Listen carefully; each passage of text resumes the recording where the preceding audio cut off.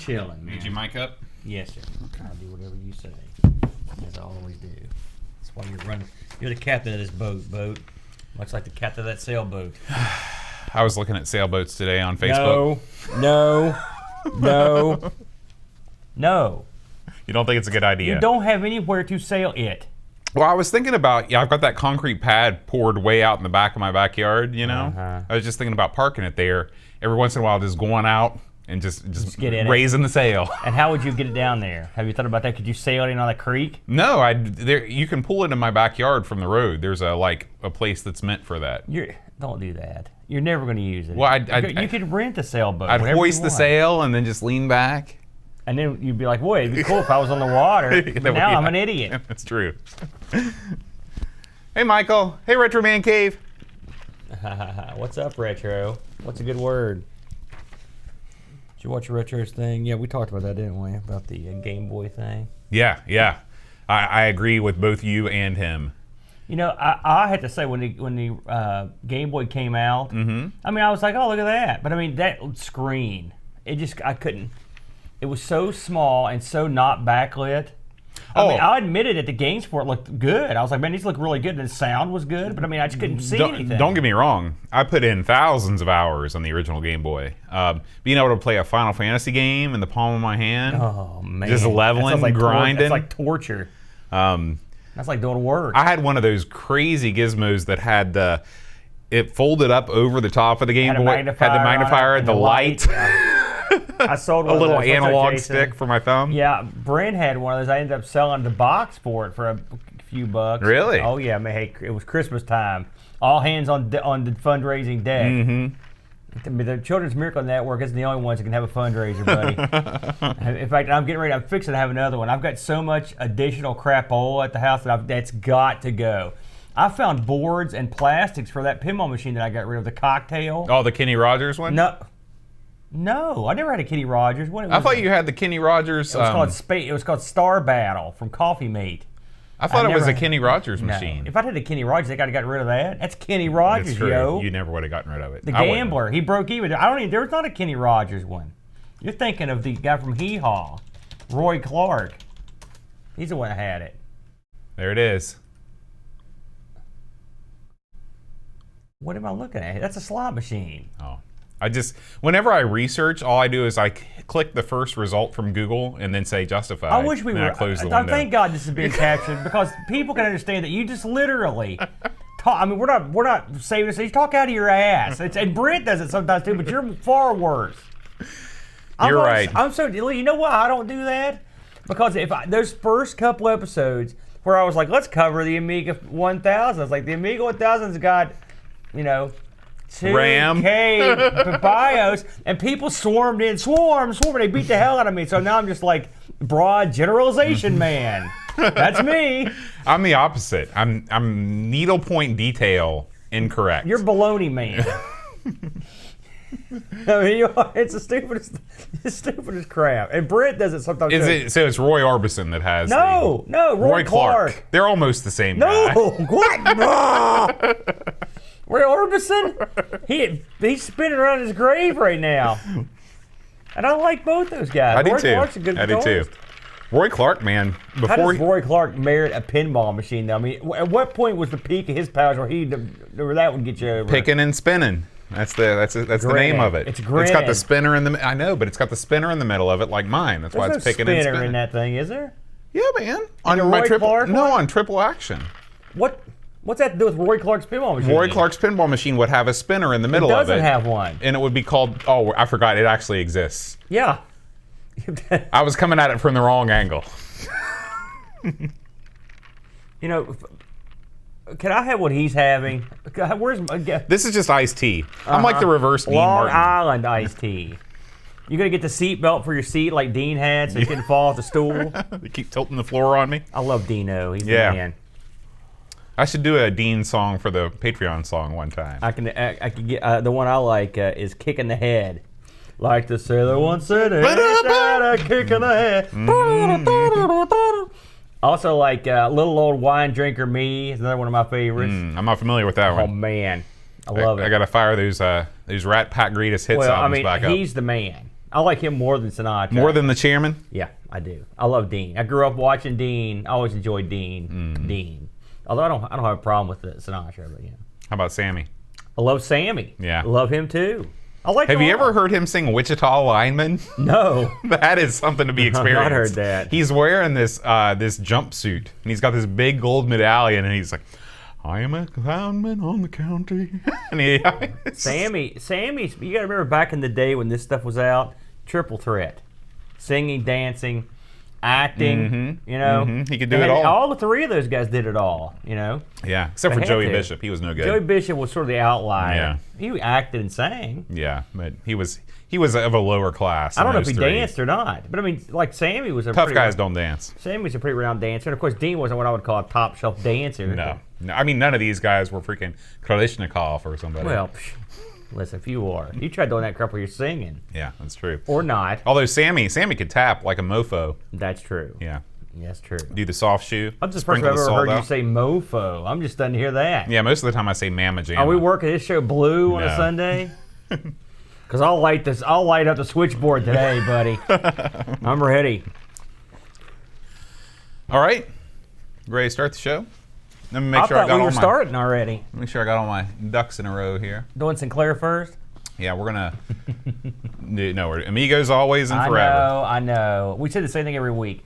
This is like a glorious rut where you it's the same. Let's be wacky. What's the game this week? What's the dude? More wackiness. You say Boat says something crazy. I go, oh, you know, like who's the guy that used to jump in the back of the Speed Racer car? You know, the little kid. No, Speed Racer was the driver. Speed. The little kid would be going, oh, that's what I do. You say something like, let's say. You know, the Amiga 500, it didn't sell for crap. And I'd go turn around and go, oh, that's I like this. I like where you're going with this. It's a new creative direction. This is the rough outline for the show. Then you horribly sing a gimmick, and we're out of there. Bam. Now we just do that for 12 hours. There you problem. Go. We're in. All right. We noticed that, Retro. I saw that you had a video up. Your show has changed. That was, I don't know how old that was, a couple years ago. It's quite you have, I don't remember a whole lot of your software reviews. I'm not saying, I'm sure there are tons, but I don't remember that many. I'm sure that's not what you've been famous. You've become famous as a dweller in the cave with the hardware and the cool stuff. You've got to have patience of steel to be the Retro. My days of pinpoint solder, precision soldering. Oh yeah, I get a broken system. I throw it right in the garbage. You throw crap away all the time. What did you throw away today? You said you threw away 3 systems. What did you throw away? No, that was a lie. I threw. You throw stuff away all the time. Indiscriminately, just toss it. I've thrown away a Pong clone before. That's about the only thing I've ever thrown away. A Wonder Wizard. You didn't throw away like an Odyssey or something. No. That would have been horrible. No, I did have an Odyssey. Boy, you know, that might have actually got tossed. It was an Odyssey 3000. It was one of the Odyssey. It didn't have the gun and stuff with it. No. It wasn't like the Telstar. I like to have one of those, but Yeah. I'm not gonna go out and look for one. It's definitely a shelf piece, the Odyssey one. I have played a lot of those old Pong machines because I was alive and we were playing. That's what they always. That's what you were doing. You know, and they're all about the same. Mm-hmm. You know, I know if all the Pong. You got your Pong. Man, one of my pet peeves Odyssey 400 is I might have told you this before. When someone gives a list of games and they say it as an example of mini games, so it's like you got your Street Fighter 2s, you got your Eternal Champions, that just grinds my gears. And I tell you, on the last ARG, Brenton did nothing but do that the whole show, and I was just sitting there cringing. I can't remember the board game. Yeah.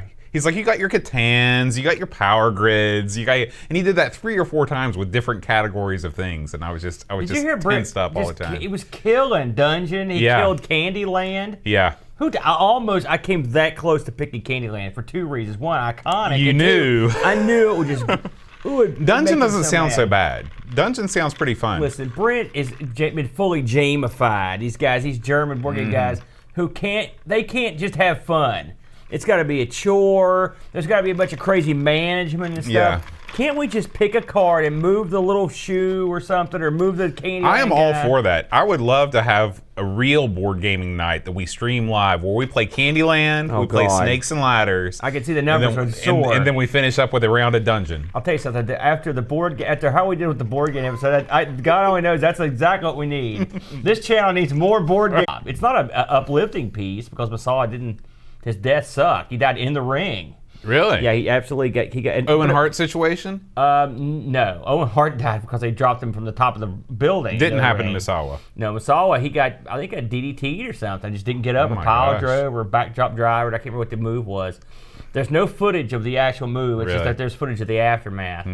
But it was a touching piece, and I'm looking at people, they're giving that the thumbs down. I'm like, man, what do you people want? Right. You know, good God Almighty. Yeah, I'd love to get you and Kim together in a room and just start talking wrestling. Listen, I love Kim's stuff, but when it comes to American pro wrestling, I'll match with most. You give her an elbow to the face. I'd say she knew a lot about Japanese pro wrestling. I was really impressed.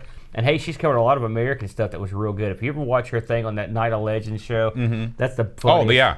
Did you watch that? Yeah, this was funny. That was the pay-per-view, right? With the guy that had never called wrestling before. Yes. That's such a great, and that was it was a glorious, devastating, humiliating event right there. Anyway, you ready? Yeah. I guess I should get my Nizotes over here. Let me get these bad boys. Yep, here we go. Look at all these notes I got, Boat. I got all kinds of crap here. Look at that. Look at that. Just tons and tons of notes here, man. Just notes, lots of notes. I won't get to half this. Okay. You know. You get to what you can. I'm just gonna let you talk most of the time, and I'll whenever you screw up, I'm just gonna. That's what it's for. That's what I should do. Anytime you to pull out a boat I'm just go bad, bad, bad. Maybe not a squirt gun too, or a spray bottle. Ooh, CRT. All right. Good choice, Michael. Oh. Here we go. Hi, everybody. Welcome to Amigos. I'm John. And I'm Aaron. And today we're going to be talking about the heart of the sunrise. No. The heart of China. Yes, the heart of the sunrise. It's a Yes song. Ooh. Sharp No. Distance. Wow. I can get up there. No, you can't. I am John Anderson incarnate, even though he's still alive. No, you are not. No, that guy can go way up the line. I like Yes. I do like too. Stuff, I love Yes. But I mean, they get a little weird. They do get a little weird. Aaron, before we kick off the show, it's time to talk about Amigathon. It is? Yeah. When is that? It's coming up, right? Amigathon is 1 week from yesterday. What? Yeah, pretty crazy. Time to get my sweatsuit on, Boat. Is that what you get on for Amigathon? No, not really.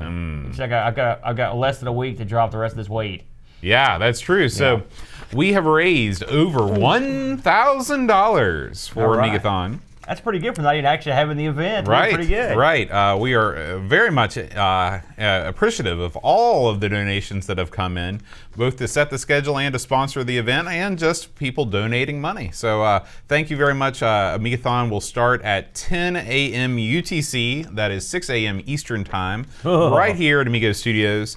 And we'll continue for 12 hours. 12 hours of non-stop Amiga action with a couple of fun things in the middle, including the much anticipated Amigo Aaron weight loss wager weigh-in. There'll be, I believe we have a mud wrestling ring set up. There'll be some of that. Well, there is a D-Paint exhibition. Where we will compete for the best deluxe paint project. No, that's going to be live. That's going to be live as it happens, right. as well as some of our Discord members have submitted some of their finest D-Paint creations that we're going to be showing off. You're going to get humiliated in the public eye. Yes, oh yes. Yeah. And we will also have an exhibition of tracker tunes. Have you already made yours? I have not even opened the program Okay, thank before. God. Because I was talking to Brent about this morning. I was like, yeah, I'm going to do mine this week. He was like, no, you're not. It's over, Brent. I was like, what? No, it's not. He goes, oh yeah, you can't do jack. So now the gauntlet's been tossed. He's right. You know, and you're a music guy, so it's Well, even more humiliating for you. I was going to say we'll see how well those things transfer over. I didn't see any trombone buttons on the on the Pro Tracker thing, so we'll see how it goes. But anyway, there's gonna be a lot of fun to be had. We're gonna play probably close to 25 or 30 games over the course of the event. Yeah, man. And it's gonna start with Lionheart, and it's gonna end with the Addams Family. Oh, really? Yeah. Oh, outstanding. Yeah, so it's going to Good choice. be a lot of fun. We are halfway towards our goal of $2,000. We're playing in support of the Children's Miracle Network Hospitals. So if you have not yet, please visit amigathon.com and donate. Next up on the docket, Aaron, let's talk about what's been going on the website, everythingamiga.com. Oh my! What's Dreamcatcher been up to lately? He's a crazy man. He's a crazy man. So he's got a couple offerings this week, and you know this is one of those weeks where actually I know what the hell's going on as opposed to just being craziness. So first up on the docket here is a little item he did about Brat, the game Brat. Now I have actually played this game finally. There's one that he's played, and this game has some really awesome graphics in it, Bo. I mean, it's a beautiful game. The animation and stuff with the kid is real funny. That bit at the beginning there's there's a new thing. Have you heard about Boss Baby before? I have heard of Boss Baby. I think that this might be the first incarnation of Boss Baby. Yeah, he looks more like if Boss Baby and Kid Chaos got together. It's an abomination. That's what that is. He's like a Kid Chaos was a tough caveman. You know, like the tough, this guy's the baby version of this. Anyway, this is good stuff. The usual thorough telling of the game. He goes into great detail, and then of course there's the outlying wacky things that sort of fall into this game that he goes into as well. So I highly recommend you having a look at this one. Another one he did this week, and I have to say, gosh, it's been so long since I saw this film, Bo. You've seen Willow? Yeah, Willow. It's got the guy from Willow in it. Do you remember the name of the big star? Mad Markian. No, Mardigan. Mardigan. I just told you that before the show, and you still forgot it. What a doofus. So this Willow was the the George Lucas, Ron Howard vehicle that was going to be like the new Star Wars, if you recall. Right. And it was the new Star Wars in almost every sense of the word. It had the exact duplicate characters in like medieval versions. It had the droids, it had the hero, it had the girl, it had everybody. It was like they reskinned Star Wars. Well, Willow didn't do too good, although its legend has grown. Now, where would you put it in the pantheon alongside Krull? Which is a better film? Krull is better. Is it? Oh yeah. For a long time, I thought they were the same film. It's totally incorrect. Because they came out at about the same time. They both have the medieval thing going on. You know, Capcom did a arcade version of Krull. Yeah. And I will say, or not Krull, of Willow, and the arcade version of Krull is better than that too, and I'll stand by that. I loved Krull. I loved everything about Krull. Soundtrack great, acting passable, and scenery great, special effects great flick. You've got a replica glaive, don't you? I wish. I would love to have. I'd like to have the real one. Yeah. Man, I'd be killing suckers like you wouldn't believe. That thing, does it return like a boomerang when you throw it? No, you don't have to. No, you just go like this. And it comes back to your hand. Ooh. It's not like a boomerang. Any jerk can throw a boomerang. That's real true. weapon. This thing has magical powers, Bo. You know, they pulled it out of that volcano. It survived the volcano. Is there an origin story for the glaive? Even the ring couldn't survive a volcano. That's true. That's true. So the glaive is awesome. But there's no glaive in Willow. There should be. But Willow was, it's been so long since I watched. I would have meant to go ahead and check it out sometime. But of course, this is a scene-by-scene interpretation for Dreamcatcher. We've been watching it scroll by for about 5 minutes now, but Dreamcatcher goes to work on this thing as usual. And it's funny, I've not played the Amiga game. I have played the arcade game. Willow, it got a lot of support when it came out because people thought it was going to be a big deal. It wasn't quite what people thought it was. No, it is what it is. But hey, they can't all be winners, right? That's For every true. RoboCop, you got to have a couple Willows and some other duds from Sylvester Stallone and stuff. Ringo's birthday was last week. Ringo Starr? Yeah. No kidding. How old is the old boy? He was born in 40, so that would make him... You know when he was born, yeah, eh? I'm a big Beatles guy. Well, yeah, I know, but still, he's the best one, so I guess you should know. He's the oldest Beatle. Yeah, he's still alive, too. Yeah. He's still... Although, it's who was I listening to? I was just listening to one of my wrestling shows, and he just saw Paul McCartney playing like San Jose, and he said it was like 2.5 hours of nothing but Paul McCartney singing old Beatles tunes. He said it sounded pretty good for an old guy. He's got to be getting up there too. He was born in 42, so crazy. Yeah. That's crazy that you remember that stuff. Why do you remember that stuff? It's because I don't want to crowd my mind with any useful facts. Mission accomplished, dude. Yeah.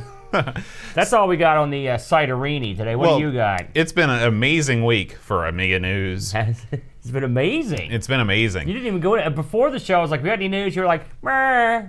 I thought, okay, but then now it's all of a sudden that's what that means. Amazing. That's what it means. Dang, okay, what do you got? Well, we're going to check in with some of our compatriots on the Amiga scene this week, Aaron. First up, there's a new episode of Amiga Ireland that has just been released. Yeah. There is a retro computing museum in Ireland. Oh yeah. And the Amiga Ireland guys are all up in it.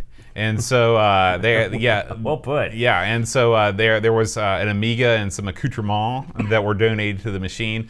They also to the museum. They also go through the Mega 65, the new C64, the big one.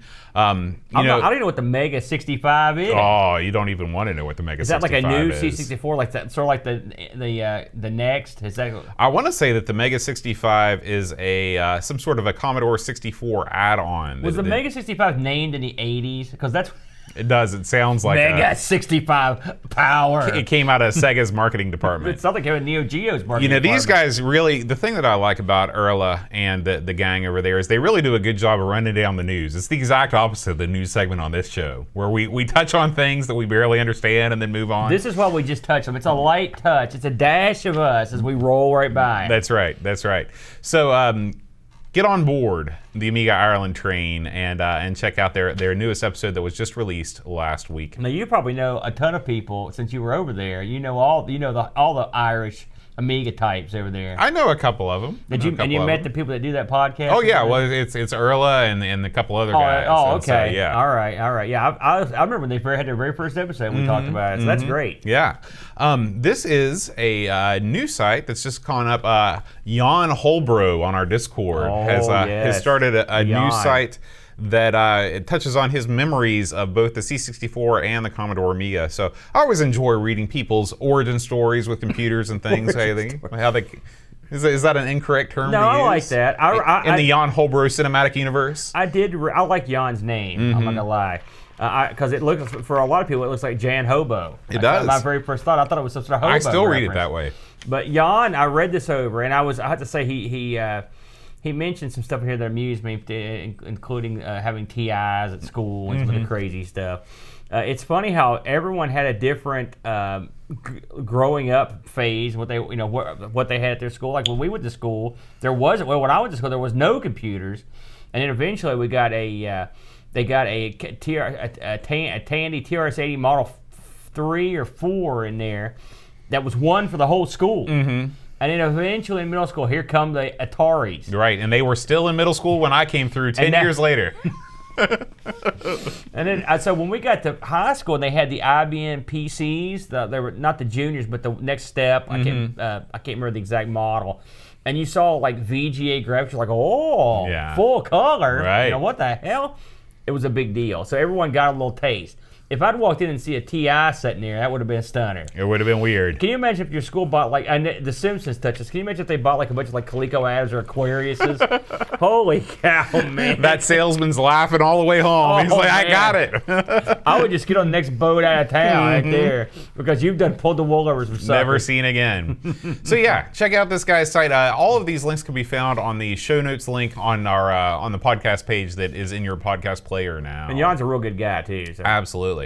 Up next, this is an article that Duncan Styles linked to that is written by the guy that wrote the Black Lotus demo. Remember the award-winning demo from that big demo festival that just went down. Yep.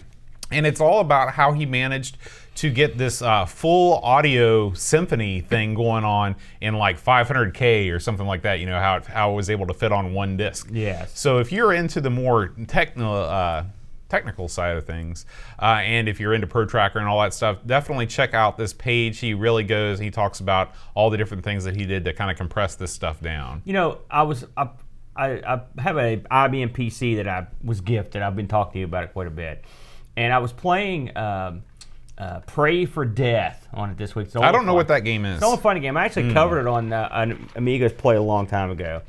But the same people that did, I think the name of the company that did was called like Light Shock, and they did an Amiga game that we covered. It was a fighting game, that really good fighting game that it felt like had like a Japanese feel to it, had like a Fatal Fury feel to it. It was really good.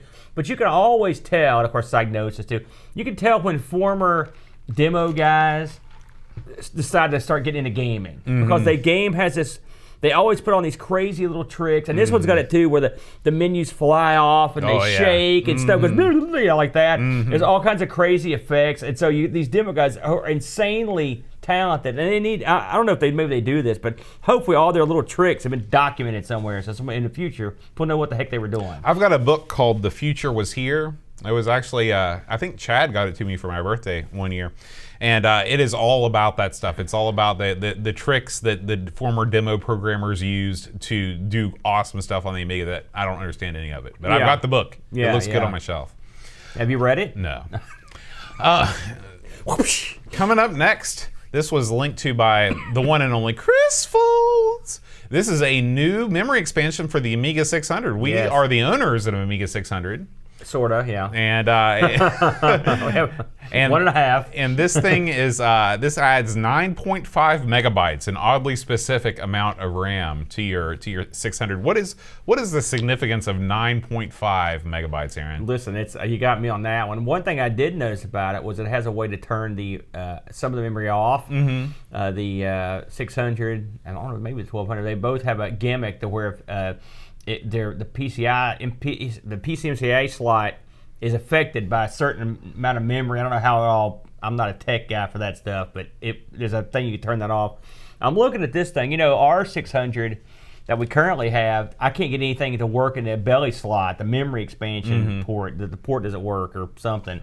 And so I'm looking at this, and this is one of those gimmicks that goes with the processor. Maybe this may be something to look into. Yeah, so about 63 pounds. I like the ads. What is that, about $90? Yeah, something like that. Then they get you on the shipping. That's how they kill you. That's where they go. That's why. Hey, listen, we don't have anyone making that crap locally for us. We're getting hosed off. This is over at the Retro Ready store, by the way. Retro Ready. I never heard of that place. .1. It's the first time I've ever seen a .1 URL too. Hey, 9.5 meg though. Woof. You're going to be able to do whatever you want. That's not bad. Yeah, it's not bad.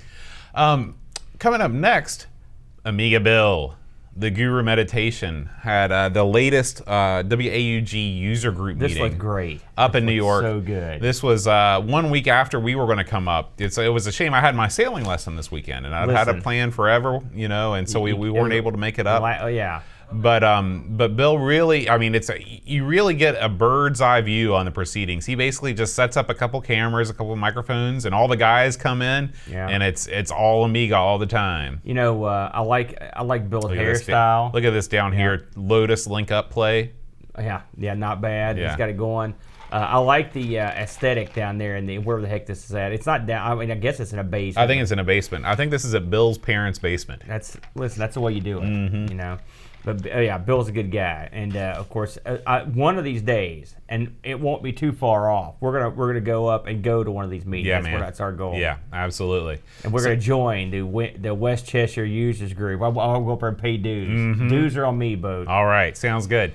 And finally, we can't go without not talking about our good buddy, supporter of Amigos, 10-Minute Amiga Retrocast, 10 Mark. He has a new episode of the 10-Minute Amiga Retrocast out where he talks about Amiga OS 3.1.4. Yeah, this is a new update that was just released to the controversial update from a while back. Now, I'll be honest with you.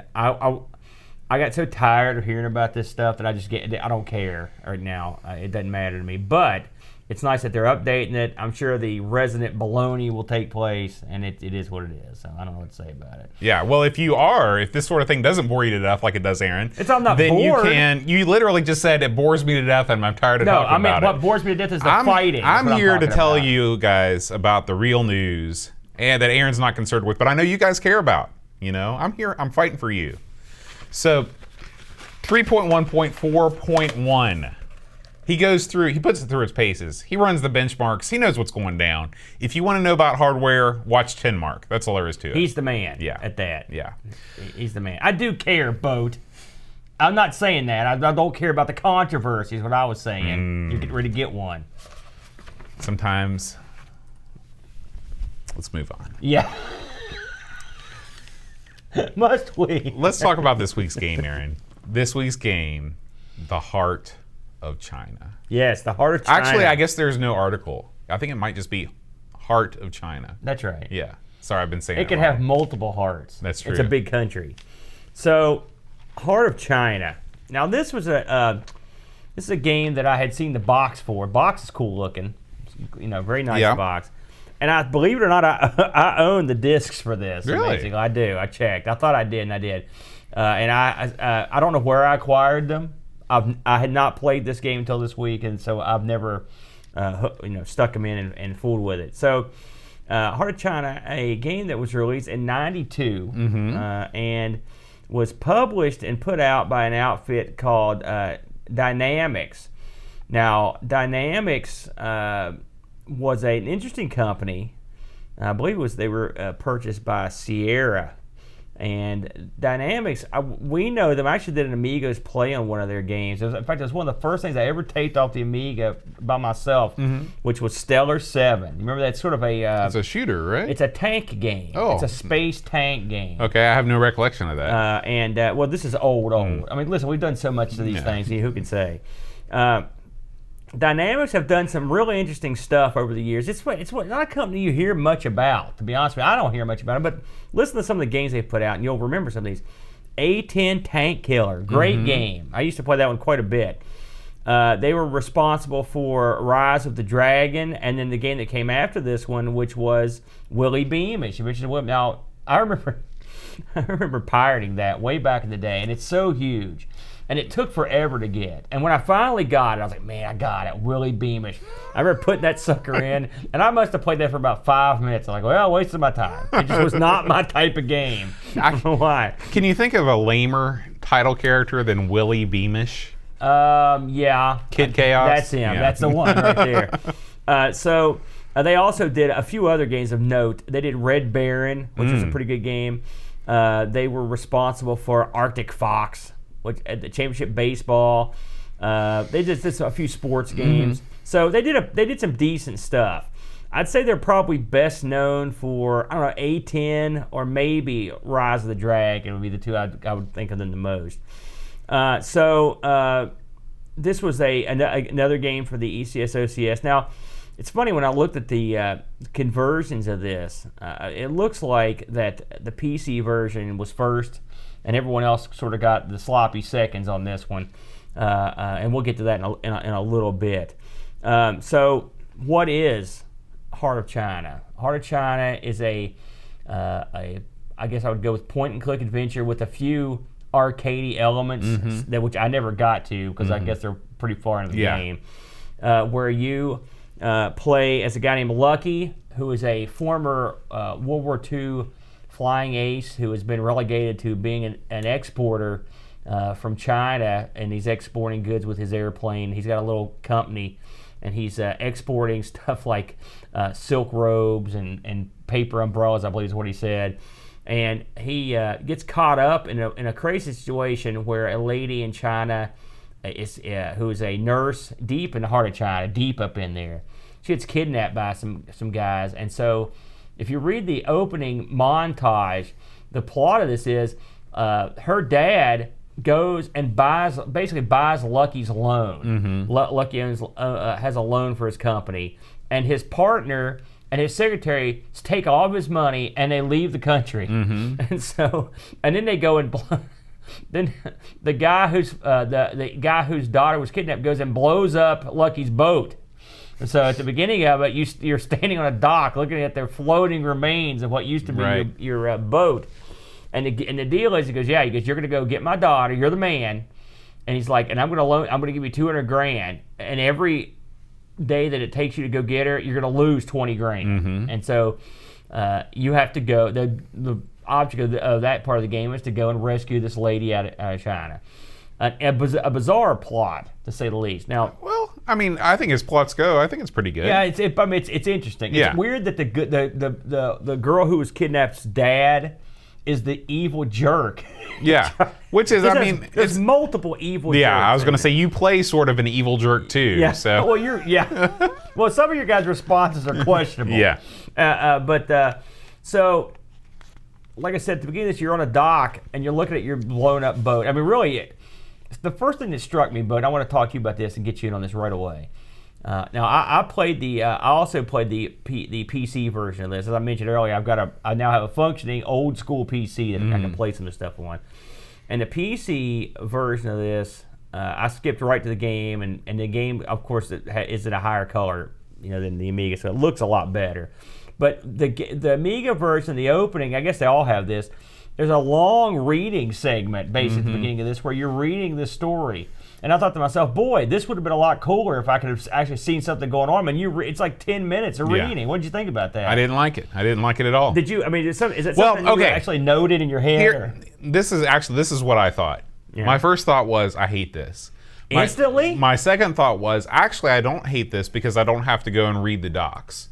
Because what they've done is they've taken, because you know how many of these games we've played that come with a novella. That's true. And at least they managed to condense the story down into something that could scroll by on the screen, and you don't have to read this really, really long story by somebody whose first skill is not writing stories all the time. I will say that's a valid point. That had not occurred to me. Now, and the fact that this thing checks in at 9 discs, they maybe had a 10th disc that had the intro, and they were like, "Listen, jerks." That's a caddy of discs. Right. How are we going to ship this thing? And so they, although it didn't stop Monkey Island 2. Well, there you go. So the intro is mostly you reading. The only part that you really see is the actual kidnapping, which is cool looking. Yeah. Sort of like the beginning of Double Dragon. Well, it didn't show him hit her. But in my mind, he cold cocked her like the opening of Wild Wild West. Remember the old show? Yeah, the one with Will Smith. No, boat. I'll roll it up. So, as I mentioned, you play Lucky, and you're off to get this girl. So, what is this game? This game runs on this Dynamics like adventure engine. Did they name the engine? They did have a name, and I don't remember off the top of my head what it was. That's all right. You don't have to find it. I was just curious. The engine is it the DGDS? So, this thing was put together so they could make these things quickly, and from what I read, it was even something that they thought they could use to have other people just randomly make these things at their leisure. You could use this system. The graphics in this game are interesting. It's a mixed bag, I would say. There's digitized like actors, and the backgrounds look sort of like they're pre-rendered. They were painted, maybe, or they're very beautiful. But the problem is, the colors have toned down. And by the way, remember last week when you were bad-mouthing the AGA? This would have been the perfect time for the AGA to stand. They didn't make an AGA version, but this would have been a great time. Smart move on their part. For them to come up with a better-looking version, because this one looks a lot more washed out than the PC version. Are you the one we're watching right now? No, I'm talking about the version that we played, the Amiga version. I don't see the difference. I mean, maybe it's because I didn't play them back to back, but in my mind, this does not look that much different than the Amiga version. It does. And the thing is, I had them both running simultaneously to check. So you could go back and forth. Yeah. And the PC version it just looked clear. It's a higher res. That's part of it. So that happens a lot on the Amiga. But it was still this was a decent attempt, and there's no doubt. So this game has a lot of reading. And I mean, it's an unusual system for a point and click. Now you've played a ton of these. Where would you place this in a pantheon of these point and clicks? This is sort of in between Time Traveler and Cruise for a Corpse. Okay, and in what way? The dialogue boxes appear under the characters that are speaking, sort of like Time Traveler. Right. But there are dialogue options that are quite extensive, like you have in Cruise for a Corpse. Right. Yeah. And the way this works is these dialogue trees come up. So that you've got really two things going on. I'm not going to lie. Again, my full disclaimer, these are not my bag. So I'm not great at these sorts of games. And it took me a while to understand exactly what I was doing. Because And I'll give you a prime example. Early in the game, one of the first things you do is you meet a ninja, right? And so you go to this. You literally one of the first things you do is go to this bar and you're asking people questions. And when you ask them a question, this box comes up. It gives you some choices as to what you want to say. Right. And we've seen this sort of thing before. You've got there's usually like the straightforward answer, sort of a jerk answer, and maybe a funny answer. Right. Now let me tell you how these things normally work. All right, go ahead. So they give you 3 choices, like you explained. You can give the jerk answer, you can give the funny answer, and usually what happens is they'll brush off your jerk answer, they'll laugh half-heartedly at your joke answer, and then you finally choose the right one, and that's the one that moves the story forward. Right, that's right. So basically you can't fail is what you're saying. Right. Normally. Right, normally. Right. Well, you can screw up, I think. You can screw up right off the bat in this game. Yeah, I mean, one time I went in to try to do something, and they're like, yeah, you just leave, come back later. Well, what happens in these early stages in the game? You are punished by giving the incorrect answer by having to go out and come back in. And if you do that enough times, the day will actually roll over, and you lose 20 grand from your pot. Right. Which is, and so you're trying to keep that. So you're punished basically. And you can be a real jerk. Oh yeah, and a lot of times the real jerk answer is the one the game's looking for. So, but anyway, early on when you're confronted with these trees, you're trying to recruit this ninja to come with you into China. And I went into the bar, I did all the stuff, and I came outside, and there's a scene where you're in the town, all right, and you're looking around. And so the way you move in this game is basically when you put the mouse in certain areas of the screen, it'll say exit. And, that doesn't mean you're going to exit the scene. It means you're going to exit the scene going that way. There's an exit here. There's multiple. The camera's going to shift somehow. So that took me a while to take a grasp of what was going on. Again, this is playing this from just like from a full stop forward. And then something else that I didn't realize until I bet it took me. I hate to say this, it took me hours to figure this out. Once you get the ninja on board, not to give too much away, you have to convince this guy to get on your plane. Okay, a la Howling Mad Murdoch from the old A-Team show, or B.A. Baracus. Yeah. So I tried like gangbusters to get this guy on board. And you'd go in there over and over, and it basically says the same things. I mean, I will say they do a good job of kind of randomizing it to make it not seem exactly the same dialogue, but a lot of times it is. The only other place you could go was the airport, the dock where your ship was, and this old broad that's next door. She won't even talk to you. So I tried everything. You've got an inventory. You can drag stuff to your guy to arm it. So I put my gun, and I threatened to do with the person next door with the gun, and to like put that away. I did everything I could. I was like, what am I doing wrong? And I literally just had to be moving the mouse around on the town, and I saw there was a little piece of paper. I didn't realize you could pick stuff up there. I had no idea what you could even do it. Well, it turns out you've got to pick this piece of paper up to go there and make a paper airplane to show the guy that airplanes will work. Right.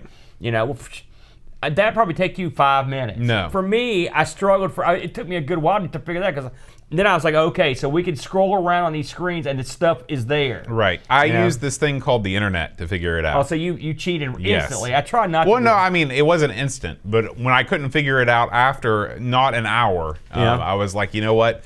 I'm missing something here. And they don't make it immediately apparent, because in most adventure games, you walk into a scene and you just go crazy with the mouse. You're moving your mouse around trying to get. And one of the things that this game does give you in its corner is the cursor does change when it goes over something you can pick up. Yeah, I noticed that eventually.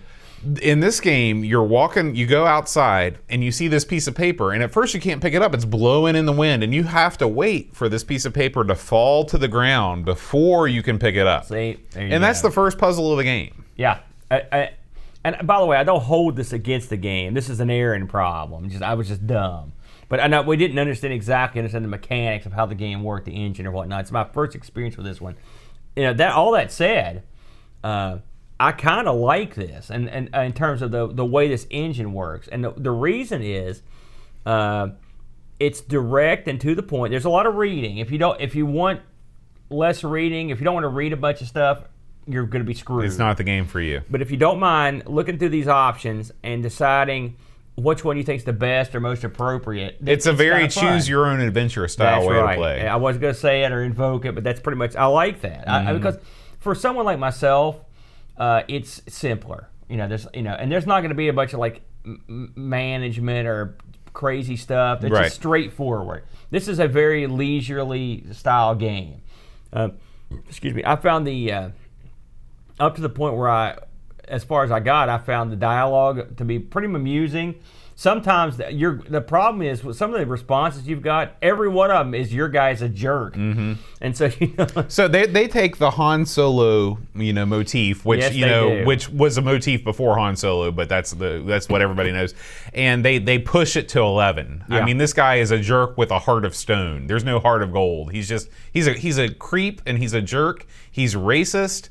There's not much to like about this guy. Well, I mean, I don't think he's that bad. I mean, you got to think about this guy's an ex-military guy. He's living in China. Oh, ex-military guys are all jerks and racist? Come on, listen. I didn't find him racist per se. Speak American is what he says mostly. That's not racist. That's dumb guy. Okay. That's a little bit different. Plus, again, we got to grade this. You got to listen. Today's sensibilities are not the same as they were in 1992. I know that seems ludicrous, but I'm right. You are right. And so you can't be like. But even back then, people knew that was not. People were not safe. This guy's set up to be a jerk. He's a lovable jerk. Like No, I said, he's just a jerk. He's a Han Solo, but he's out there trying to save this girl. I mean, Because his plane is in the Hawk. that's not. He'd do it anyway. Come on, he's a nice guy. He's not a complete jerk. I disagree with you on that. Along the way, you will recruit if you can figure it out. And by the way, I will say you don't have to recruit this guy. Yeah, you I'm can not do it sure on what your own. happens if you. I didn't get too far with that or with him, so it didn't matter. But you can recruit this ninja once you convince him he can fly safely, and then you sort of can actually use his character. He's got his own inventory. You click on him. He's a ninja. Woo, that's pretty cool. He says ninja when he wins. That's the way. That's the way it should be. That's exactly right. He doesn't say that. And then but this is one of those games. Remember the old grumpy person next door? Once you get the ninja, all of a sudden now you can get through. Yeah, he can speak Chinese, so he helps you through your various difficulties. I will say I like a lot of the times when you're next door and you're talking to the jerk without him. You can see what the person is thinking, and they think in English, and they're not kind to you Because you're a jerk. Yeah, you are a jerk. So I thought that was kind of funny. So. Everything. And you remember when we played Flight of the Amazon Queen? There was a central area that you could move through a bunch of spoked areas. This sort of uses that same sort of effect at the beginning with the rickshaw and your plane. When you land, it's the same kind of thing. So moving around's not that difficult. It's not a pain in the butt. I wouldn't say this game holds your hand. At least the parts which I need a lot of hand holding, to be completely honest with you. But it looked cool, and if you have enough time to sit down and fiddle with this stuff, I guess you can figure it out. These little puzzles aren't necessarily my thing. I enjoyed. I like the fact that you get to travel all over the place. Of course, I got as far as I could get, which wasn't that far. I watched some playthroughs of it. I didn't watch all of the playthroughs. I didn't want to see the ending. Oh, I watched the whole thing. Okay, well, you want to? I did watch the 2 arcade sequences. This game has. And this was a thing, right, that you'd see occasionally in these types of games, that they would stick in some, like, twitchy stuff. This one has 2 twitchy bits in it. There's one twitchy bit where you're having this, like, chase scene with, like, a tank, which looked pretty cool. And it was using, it looked like it was using maybe the same sort of engine they used in, like, say, Stellar 7 or something, or maybe one of their other games. So they probably just grafted that onto it. Then there's another chase scene, which it looked okay too, but from what I read, people don't like that. You're on top of a moving train. Yeah. It's very similar to North and South. Like the graphics look very similar to that. It's North and South, the Amiga game. Yeah. Really? Yeah. You know the scene where you storm the fort? Yeah. That's what it looks like. Huh. In all the graphical fidelity that entails. Wonder why they stuck that in there. What you do is instead of actually like using an action button to fire or whatever, you have 3 boxes that's like attack, evade, something else, and you click those check boxes for your guy to do the thing. I can understand. I didn't get this far, so I didn't actually play it, but I can understand how it would not be very well liked. Yeah. I guess I can understand that too. This game had how can I put this? This game had, this is another one of those games that reminds me of like an old TV show, or like maybe a second tier movie. But it's sprawling. It goes all over. Apparently, half the game takes place messed around in China, and half it takes place abroad. I didn't get that far. But it looked. I like the. I have to say, as far as these games go, I did like the interface a lot, and so I give it marks for that. What did you think of the? What are you sold on the kind of digitized graphics? This comes down to personal opinion. All right. Yeah. I have always been a bigger fan of stylized pixel art over early digitized photos. Yeah. For example, I'll always like Street Fighter the way it looks more than Mortal Kombat.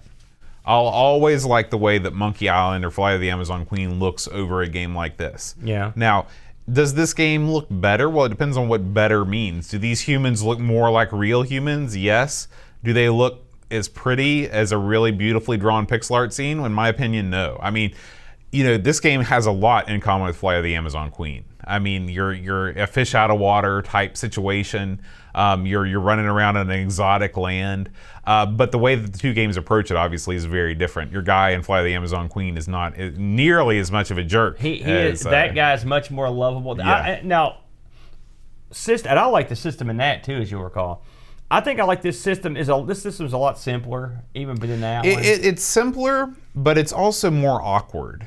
Like you have to click on things 2 or 3 times just to get to the inventory screen where you can drag something from your inventory to your guy. Because when you first click on your inventory, you don't see your guy on there. You can right-click on that, and they'll take it to where you can put stuff on it. Yeah, I went around. I probably didn't do things the most efficient way, but I figured out how to do it, and I just did it that way. I understand why they did it. They didn't want to do the scum thing where half of the screen is taken up by commands, and that's fair. Yeah, I like that too. And you get a lot of room there. These are fully drawn scenes too. This is not like Time Traveler where they did something like that, but at the same time they only had a third or maybe half of the screen, and the rest was black. When they were drawing the different rooms and things. So the amount of art that was created for this game is pretty substantial and looks good. If you look at the amount of people that did art for it, it's like 13 people. I mean, it's like tons. I looked at the credits. I was like, holy smokes. So they had a lot of people doing it. And like I said, to me, it looks like what they did was place digitized characters over like hand-drawn, hand-painted art, which is fine. It looks good. It's got a good look to it. I think this game, I prefer this. Flight of the Amazon Queen is more endearing. And you can't help but compare these two, right? It is a more endearing game, but it also is this is less goofy. It is less goofy, for sure. This is more, this isn't mega serious, but it's pretty serious. Although when you're making a paper airplane to convince someone that real airplanes fly. I mean, I said less goofy. It's still pretty goofy. There's no talking monkeys. Yeah, that's true. Plus, you got a ninja, always cool. I like I'm kind of like with you with a butt. I do prefer the graphics. You are like me with a butt. Yeah, I'm a bigger one. I like the hand drawn stuff a lot, but that one. So this thing, I think they do a decent job because of the beautiful backgrounds and the actors and stuff. They look. They do a decent job with the kind of digitized gimmick. Oh yeah, I mean, for the technology available at the time, this was as good as you could get. Yeah, so I think graphically it looks okay. Like I said, I like the interface. This interface may be a little too lean for your pros. If you're a guy that goes out and plays the crap out of these things, this is probably not going to be your bag because it doesn't give you a lot of control either. Right. I mean, it does take you along. And I don't like the way that there are fail states in this game. And I hate point and click adventure games where it's game over, where you're not free to explore everything you want to explore. I learned that immediately when I took my plane and it said, "Where do you want to land?" And then you click on a random place and bam, you're dead. Yeah, game over. And there's no jumping back a step either. You're boned. Right. Did that happen to you? Well, I use save states. So. I did too, but yeah, when I could. I tried this on this ran perfectly fine on my Amiga. I had any trouble with it, but again, save states. I always play these things with save states. This thing reviewed real well. Going into the PC area for a minute, this was the PC Format magazine declared this one of the 50 greatest computer games ever. That's high praise. Well, in '92, there weren't that many. Yeah, and What? That's garbage. You dipstick. This had conversions. By the way, did you know there's a Mac version of this? Really? Yeah, there's an Apple Macintosh Classic version. Yeah, so this is like a black and white. Maybe play it on the old Mac Plus. And of course, there were PC versions that span the globe, which probably made it pretty easy to convert because they were supporting C. This is a CGA port. Wow. So you think we're complaining about the way things look? They were really. But Lemon, the folks over at Lemon gave this a respectable 7.71. And there were tons of reviews. Just to scoot over a couple, Amiga actually gave it an 89. Amiga Computing gave it a 93. Amiga Format gave it a 90. It's funny when you go. I always put the ones that they left the first time. Then when they would go back, and they always would crush the games afterwards. Amiga Mania. Oh yeah, it's running Amiga wild. Mania, running wild. I don't know why I did my Macho Man. 93% and Amiga Power 84. CU Amiga 83. So this game was squarely in the 80s, I would say, with a few outliers in the 90s. This was really at the time when even LucasArts, they largely abandoned the traditional SCUM engine and were experimenting with different input methods and things. So this was a heady time in the world of adventure games. Now, we should go back for a minute to the fact that this had 9 discs. Yeah. I believe, as I recall, as I read, that you could actually do a hard drive install this if you had a hard drive in 92, which I think not that many Amiga owners had. Mm-hmm. 9 discs is a lot of discs. That's a lot of discs, especially for a game like this. That's a lot of discs to manage, and it's a lot of discs to swap. And a lot of discs that can possibly fail. That's right. And I always wonder about these games that have all these discs. And as you mentioned, having 8 or 9 or 10 or 12 discs, it's not instant failure.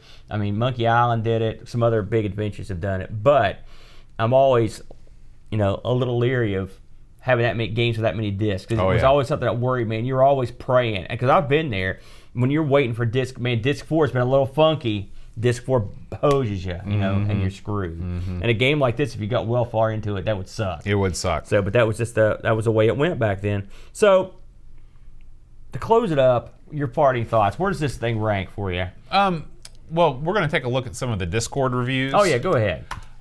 We only had a couple for this week, and I'm going to pull them up post haste. So it looks like Amigos game reviews. There we go. Heart of China, Chris Folds. Decent graphics, terrible clunky point-and-click adventure, which is a bit dull. 5 out of 10. Wow. Yeah, not so good. Graham Vebke says, a bit of a clunky being the operative word here, point-and-click adventure title. The art style is its best feature, which reminds me almost like oil paintings. That's what I said. Yeah, true. I agree. The puzzles are not too difficult, more strange, but there are too many cheap game overs from the slightest mistake. All in all, I found this to be quite a drab and frustrating experience, and the music is annoying. 5 out of 10. So just a couple of Discord reviews, not exactly glowing reports. I'm surprised they were. I thought it was, again, for clunky for them is not too bad for me considering I don't know much better. So overall, I enjoyed it, and I would play it again. Here we go. Does it have compelling characters? Yeah. No. Does it have good music? No. It's okay. Does it have good graphics? Yeah. How's the interface? It's okay. So I would say this is a 5 or a 6 for me. A 5 or a 6. It's not terrible, but it's not something I'd ever go back and play again. I like it. I will go back and play it because it's the interface that I can dig. I can get into it. I didn't hate the characters as much as you. You got a ninja on your team, for God's sake. Ninjas? He doesn't do a lot of ninja stuff, though. Oh, he does. I want my guy showing up right out of the gate, shuriken to somebody's face. Well, listen, it's kind of neat that you don't have to take him. I like the fact that that you can do things differently when you play this game. That gives you a little replayability. The fact that they included action scenes that you can skip. Listen. That's a great feature because if you don't want to play the action scenes, you don't like them. You just beam right over them, and it says you completed them. But if you do like them, that's kind of cool. The biggest fault for this game, and it would probably be an 8 if it weren't for this. I hate adventure games where you're not free to roam about, try things out, experiment, and have fun without penalty. And that's one thing that LucasArts figured out that Sierra took them a while to get on the board, and some people never did. Well, and that's a game design choice, but it's just not how I like my adventure games. They in this particular game, to simulate the seriousness and the brevity that you need to take in doing this, they have made it so you can get killed, so things can screw you over, so things can take more time. I mean, you're right. That sounds fun. Oh, I mean, no, it sounds awful. Right, but I mean, it gives you a motivation to perform. It gives me motivation to take the disc out of the system. And something else you're forgetting that this does that a Monkey Island doesn't do, and this would do it. This has a much higher replayability. Can I get there faster? Can I get there in less moves? Can I come back out with more money? That's fair. That's fair. And these type of games are, and plus the arcade sequences, can I perform better in these? Or can I do better and we'll get back to them if you like them? These games are not known for their replayability. That's true. So that's true. You got a point there. That's just me. But overall, I thought it was pretty interesting. I like that era. I like that sort of. I like to think that it's neat to pretend that you're just a guy that can just hop in his plane and just fly anywhere he wants in the whole world. You're in China. It's an adventure. I like that high adventure stuff. Did you ever have you played any of the newer visual novels that have appeared on I've heard a lot about them. I've never played. I played on the DS. I had this game called Room 18. I think it was called that. And it was, you were in this hotel. And I mean, this game really reminded me the amount of dialogue. I mean, it is like a story. I mean, it's a callback to the choose your own adventure in the biggest way, where there's very little puzzle solving, and you are just kind of uncovering it like you'd watch a movie. So, I realize there are fans of this genre. It's not my cup of tea. I think it's somewhere between the novel things you were just talking about and a point and click adventure. I'll take it. Oh, okay. I need help. Last week, Aaron, the supporter song challenge. And again, if you'd like to support the show, we'd love it. Now you can visit our page at everythingamiga.com/support to find out how you can support us either through PayPal or through Patreon. We had some winners. We had a lot of winners last week. I kind of tossed out a softball. Too easy. This was The Sound of Silence by Simon and Garfunkel. My kid sings this all the time. It's very disturbing. Yeah, it's a meme. Is it? Yeah. I was disturbed the first time I heard my students singing it, and then they told me of its meme legacy. That's weird. Yeah. So Edvin Helen, congratulations. He's camping right now. He said he was on his way to the bar/bowling alley/pool hall part of the campgrounds. It seems like a better campground than I've been. That sounds better than our town. He's not over there at Foxfire, I can tell you that. He's not. That's where you bowl with a rock and you hit a stick. Yeah. Terry Howard, congratulations. Jan Holbro, Gary Heather, and Matthew Perron. Congratulations to all of you for guessing the name of the song. If you know this week's song, you can email me at john@amigospodcast.com. A little bit of a trick this week, a little bit of a gimmick. I'm going to sing a medley of. Well, how's the correct answer going to lay down? Well, you can be a winner or you can be an ultra winner. Okay. Okay. You can guess one or more of the songs and be recognized as a winner. To be the mega winner, you've got to know all 3 songs and the artist. Wow. Okay. Okay. I'm raising the stakes here. So these are all sang by the original artist. Tracks by the original artist. All right. $9.95 on KTEL. Yeah.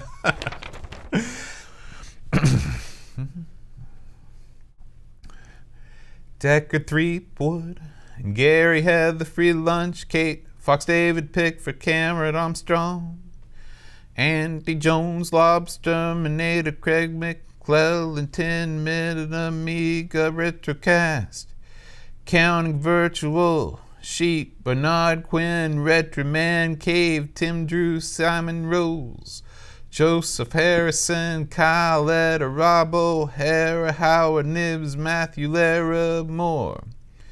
Well, Andy Craig, Sean Zoe, and Darren Lomax, Colin 419, Mark Bid Rolenberg, Andrew Monks, Joe the Zombie, John Cookton, Ross Leaf, Kalon, Alan Bob Checote, Level, Lord John Marshall, Matthew Perron, Ricky DeRocha, creepy dead boy, figure C to Z, the slow Norris, Stefan Sorgard, Mortensen, Edvin Helen, Blend of 75, Christopher Hassel, Ravi Abbott, Chris Foles, Dreamcatcher, Lauren Giroux, Graham Webby, Lane Denson, Adam Battersby, O'Brien's Retro and Vintage, Gary Huckasey, Brian Jones, Paul Harrington, Duncan Styles, Tips from the Crib, Josh Nan, Adam Bradley, Jonas Rulo, THT, Eric Nelson,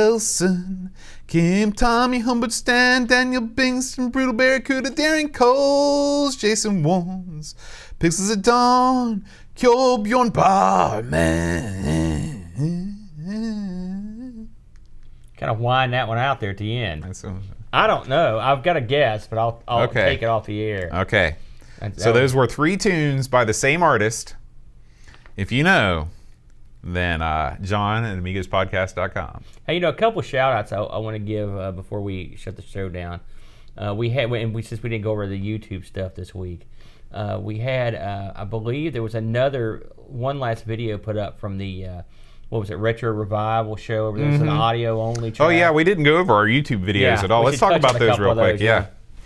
So why don't you talk about what was on ARG last week while I pull this up real quick. ARG was, we did have a show, contrary to popular belief, and we covered board games. My brother picked out, I picked out Dungeon. Gosh, what did Brent pick? He picked out Heroescape. Which is right in the middle of the road of a board game. I guess you make your own board, but that's about the extent of it. I will say Heroescape, it was great fun when you're playing Mech Warrior. It was a show. We had a good time.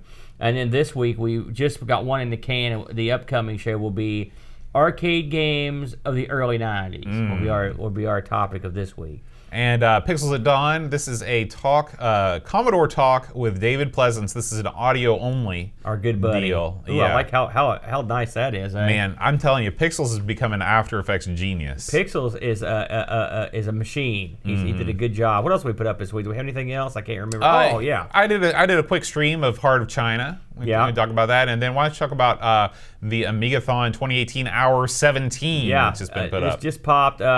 We are winding down our coverage of last year's. Look at my hair in that. Yeah, you look great. If only, Boat. But we are winding down last year's Amigathon. This was hour 17. This is the hour that broke you, Boat. It was. In fact, this is another show where I was rewatching some of this earlier. It's yet another show where we got into of all the places, we got into another fight on this show when you badmouth Cinemaware, and I was appalled at that. So if you want to see me and Bo go at it again, you can watch hour 17. That's on the pre-show, not during the show. Then Bo yells at other people during the show. It's wonderful. And coming out, I'd say releasing, by the time you watch this, coming out on Wednesday or Tuesday will be hour 18. And then lastly, hour 19, which I'm going to release next Friday. The day before Amigathon 2019. Think about it. You can watch 19 hours of Amigathon to get fired up for the next 12 hours. Now, I will say, and we mentioned this before, but hours 20 through 24 are lost to the mist of time. But if anyone has these on their hard drive, give us a ring. Yeah, we'd love to see those. Well, I don't hours. really want to see them, but if they have them, I'll go ahead and take them. But the stream peters out during the last day, so in hour 19 we'll have every bit of footage that was left, and then that's it. That's the end of them. So that'll be the last one. So it's taken us all. Timing was perfect, Bo. Not real. Conditions are perfect. There's about 7 months. Nothing good on TV. I didn't release any of these. Conditions are perfect. There you go. So next week, Aaron, we are going to play. Well, next week we're not going to have a show. Next week's Amigathon. Amigathon. Ooh. But feel it. The week after next, we are going to play Zany Golf. Oh man, this one I do know. Get ready. My brother's a big fan of this one. So I will be ready. I love mini Is this golf. the same Zany Golf that you played on the Atari Lynx? No, that was another okay. game. Okay. That was much crappier, never released game. That Brent, as usual, he's done it again. He dug that dog up. All right, well, guys, thank you so much for watching. Please feel free to tune in at any point or all 12 hours of Amigathon next Saturday. Make sure that you have hit the little bell that lets you know when we go live at 10 a.m. UTC. We hope to see you all there. We're going to have a blast. Until then, keep on playing the Amiga. Adios. There it is. All right, so you want to do that promo before we forget? What about Sinclair? Well, no, because we'll forget. I want to do the Amigathon promo right now before you forget. Okay. Let me tell you make sure I know the exact games. I told you about. See you, Angus. Bye, guys. We're going to do a Sinclair here in a minute. Thanks for all the birthday wishes, guys. Poor old boat getting older. Getting older, a little bit slower. Okay, here.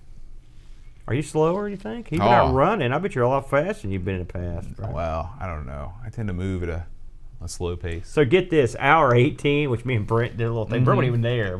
I didn't want to do it with you. We did. Listen to this lineup. Right? This is what happened to our show. Hour 18 was Weltrix, whatever, Fantasy World Dizzy, Barbarian, and Spitting Image. And we played the hell out of Spitting Image for like an hour.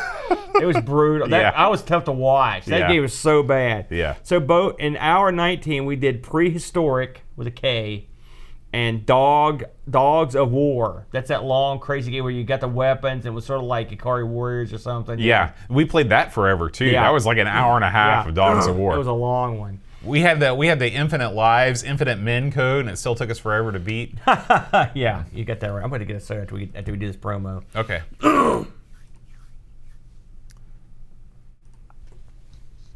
Hello, everyone. Welcome to the final hour of Amigathon 2018.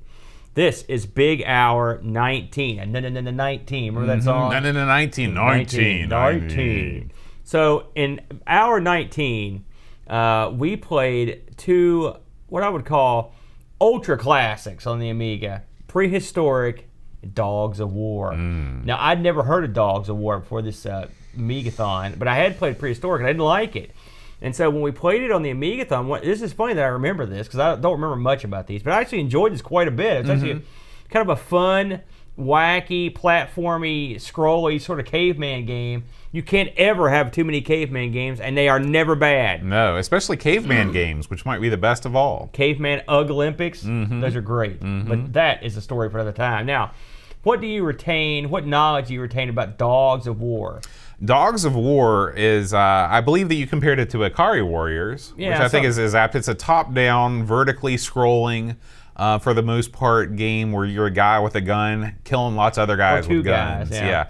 The thing that I remember about this game is that we immediately put in the infinite lives, infinite ammo, infinite energy cheat, and it still took us more than an hour to work our way through this thing. Yeah, it's a very long game. Do you remember who picked this one for us? Oh, geez, I can't remember. They wanted to get the full deal. I think we played this for like 45 minutes. It was a long play session with this one. And one thing I remember about it was the fact that there were like 50 million weapons you could choose from, which was pretty crazy. Yeah. You know, I'm not going to lie. At hour 19, even me, resolute, stout, ever-enduring Aaron, was running out of gas. And Boat was running on double secret super fumes. Yeah. So I want to go back to play this game more, but at the time I was like this. I was liking it, but I was like, we got to do something else. This is killing me. And our solution when we got real tired was to just rapidly change games and hope that whatever game we were putting in next was going to be the one game that brought us back. And it never did. And I can tell you, at the very end of this, you will see us talking about playing a game called Samurai Showdown Classic. I believe is what it was called. And we were having all kinds of trouble getting this to work. This is the exact moment where the stream ends, and that is all the known footage that exists from the Amigathon 2018. It was a long Amigathon last year, Bo. Since this is the last time we'll be doing one of these pre-shows before the Amigathon 2018, any final thoughts?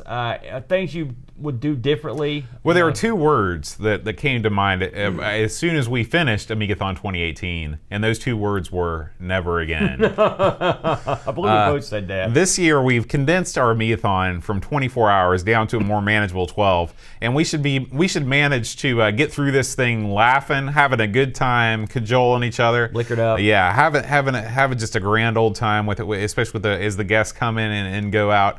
I'm really looking forward to this year's, precisely because it is not 24 hours. That's right. And I will say, the Brent is in discussions, is in talks to pick up that Orphan to 12 hours in some sort of ARG. Argathon. Wheelathon. I think he's got some kind of plan to use the wheel a lot. Okay. And to get crazy, and sometime it's probably around Thanksgiving. So we'll get more information on that when it comes out. But I'm laser focused on Amigathon 2019. I'm ready to go. I'm in the best shape I've been in probably 20 years, Bo. Lean, mean, killing machine. Yeah. I'm ready to game. I've got the joystick all cleaned up, all oiled. You're not going to bring that ergo stick, are you? I'm bringing 2 ergo sticks, Bo, because you can never have enough. We're going to lay it down. We're going to go through any game that they put in front of us. Spinning image for an hour, bring it. Right? It came from the Desert 1, 2, and all the expansions. Bring it, man. We want it.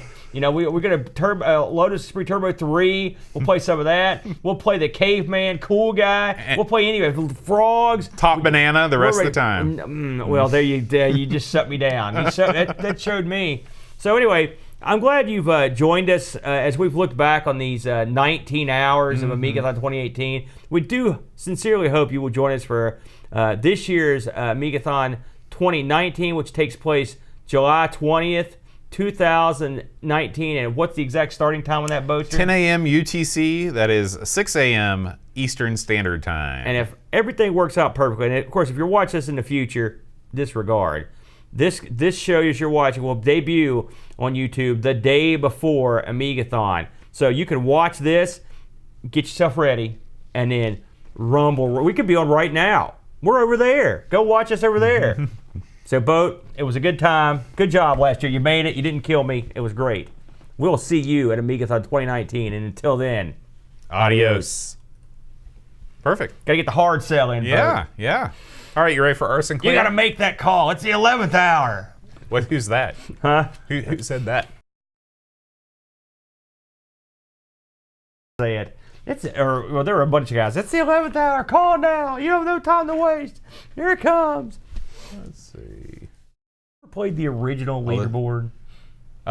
This is the original. I know. Leaderboard. Before the original one. On PC. No, anywhere. Yeah, the original Leaderboard on PC was the first golf game that I have any memory of playing. Okay, don't talk anymore. Oh, Edvin, shut your mouth, fool. That is. I like Chuck Rockberry, and I like Son of Chuck even better. I've learned to love and embrace everything. All the deformed mascots. They're God's children. I even like the one that has the indifferently staring girlfriend at the end. Jim Power Power. And Mutant Girlfriend. His girlfriend's like, this guy's a geek. Why am I with this guy? I'm sure I've had a few girls look at me like that. So I know how Jim Power feels. It's brutal. It's a brutal thing. I just remember you comparing him to Poochie on The Simpsons. Poor old guy. All right, Boat, let's lay this down old school. I'm ready. Okay. Hi, everybody. Welcome to Our Sinclair. I'm John. And I'm Aaron. And today we're going to be talking about Leaderboard. Yes. So this is one of the few games that I can recall from this period of time that the name of the sport is not featured in the actual title of the game. We frequently refer to this as Leaderboard Golf. Yeah. But the box and the actual legit title of this game is just Leaderboard. That's all you need, man. That is all you need. Leaderboard. It sums it up perfectly. It doesn't tell you what the sport is even. No, that's. It seems stupid. It does. Now that you mention it, you're right. What the hell were they thinking? I don't know. It could have been a leaderboard of anything. Yeah. So this game is a golf simulation. Tell me about the last time that you played real, legitimate golf. This may come as a shock to you, Boat, especially since you've just come back from a week at a monkey in retreat. But I, too, was a religious man in my younger days, and I was at a religious retreat at a place called Ogleby Park Okay. in West Virginia. It's a resort, I believe. I don't know if it has a sort of religious affiliation, but they used to have a church camp there. And so we were up there, and we rented clubs, and we went out onto the Ogleby Park golf course, which apparently is a nice course, I've been told. I carried out 5 golf balls and some rented clubs, and I think this was Aaron that was about 15. Okay. Lean, mean, killing machine. You were at your peak, the peak of your... Well, no, I'm at the peak now. Okay. But back then I was getting there. You can have several peaks. Oh, man. You're like a mountain range. I like my peaks and my freaks boat, right? But anyways, I go out there, they got the 5 golf balls, and I played 4 holes, lost all my balls, and went home. Walked off the course. I did not have peaks or freaks at the end of that day. I felt like a complete dipstick. I couldn't hit nothing. And if you ever see me at the driving range, it's no good. It is. I don't know what it is. I don't have the technique. You know, people look at golf like, golf. Are you kidding me? I'm not gonna watch that crap. Those dudes are athletes. They've got yeah, they are. There's technique in there, man. It's not just some doofus whacking a ball. You know, croquet. I could play that. The ball is bigger. It is. You know? You've also got a bigger mallet, bigger hitting surface. And the thing about a golf club is that they're not that big, and it's just hard to do it right. Yeah. Man. I have trouble just hitting the ball. And the technique of you hold that club high in the air and you come wheeling around. The follow that thing. through. Like who thought this up? Well, there are these people called teachers that teach the game of golf. And you really have to take lessons to be any good at all. This is one thing from a lifetime of playing golf, and I'm still no good. It's because I've never ponied up the bucks to take lessons from a pro that could actually teach me how to play better. Here's a bonus mystery fact. I know a kid who took many lessons. It's the Brent from ARG Presents. Yes, sir. He had many a golf lesson. In fact, I used to go up there with mom and dad, drop him off up in Nitro. It's one of the courses up there. And he would take golf lessons up there for I don't know how long. Now, as far as I know, Brent hasn't seen a golf course in many moons. So I suggest we go out sometime, me, you, and Brent, and have some sort of ARG/Amigos golf tournament of champions. We should. And I will bring 5 balls, and then I will meet you at the clubhouse. That's what will go going down. The 19th hole, as it were. I mean, I wish I was good at it. So that's what I like about video game golf.